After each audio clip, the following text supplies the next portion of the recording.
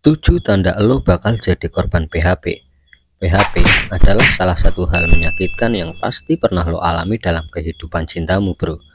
Orang yang sudah lo taksir selama ini tiba-tiba menghilang tanpa kejelasan. Bukannya berani terang-terangan menjelaskan alasan dia menolakmu. Dia menghilang begitu saja, berharap lo bisa langsung paham dengan sikapnya itu. Kalau lo menyimak video ini, artinya lo baru saja kena PHP atau sudah pernah mengalaminya dan tidak ingin hal yang sama terulang lagi, bro. PHP bukanlah sikap yang dewasa, tetapi mau bagaimana lagi? Lo hanya bisa tegar dan move on. PHP bisa terjadi kapan saja, dengan siapa saja. Nah, seperti apa tanda-tanda lo bakal jadi korban PHP si dia? Ini jawabannya, bro. Yang pertama, si dia tidak pernah menghubungi lo duluan. Chatting adalah hal krusial dalam PDKT, tetapi kalau lo merasa selama ini selalu chat dia lebih dulu dan dia tidak pernah melakukannya duluan, lo harus waspada, bro. Ketertarikan yang berbalas adalah ketika dia sama-sama memberikan usaha yang seimbang dengan yang lo berikan padanya. Jadi, jika dia tidak pernah chat lo duluan, jangan langsung ngarep, tinggalkan saja dia dan cari gebetan baru. Yang kedua, si dia suka mencari alasan agar tidak berlama-lama kencan denganmu. Setiap kali kalian bertemu, dia tidak pernah bisa berlama-lama bersamamu dan selalu mencari alasan untuk segera meninggalkanmu. Lalu, kenapa dia mau diajak bertemu kalau dia tidak ada minat denganmu?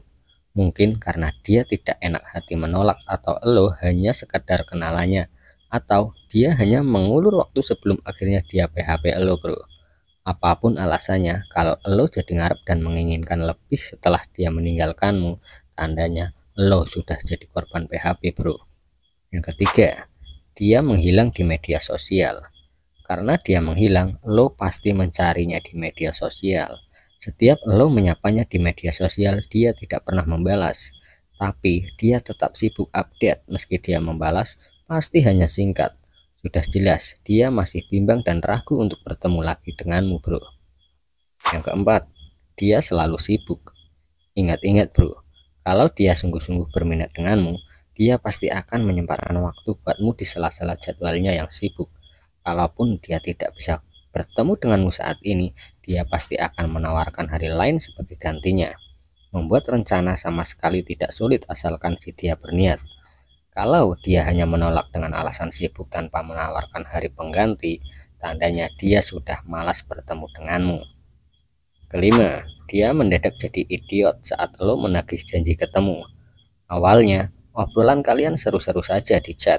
Namun, begitu lo mengajak dia ketemu atau menagih janji ketemu, mendadak dia menghilang, tidak mau membahas atau pura-pura lupa. Kalau sudah begini, saatnya lo mencari gebetan baru yang mau dan antusias menemuimu secara langsung, bro. Yang keenam, dia selalu chat lo dengan singkat. Dulunya kalian bisa mengobrol dengan intens, kemudian dari hari ke hari respon dia kalau hanya kata oh atau oke, sakit, jelas, sebal, sudah pasti. Tetapi mau bagaimana lagi, dia sudah hilang minat sama lo, bro. Tidak semestinya lo menyiksa diri hanya karena jawaban singkat dari si dia yang belum tentu berarti buatmu, bro. Yang terakhir, dia selalu kreatif membuat alasan untuk tidak bertemu denganmu. Ketika lo mengajak dia bertemu, dia menolak karena tidak bisa meninggalkan rumah karena harus mengangkat cucian. Pada ajakan berikutnya, dia menolak lagi karena anjing temannya mati dan dia harus menghibur temannya dulu.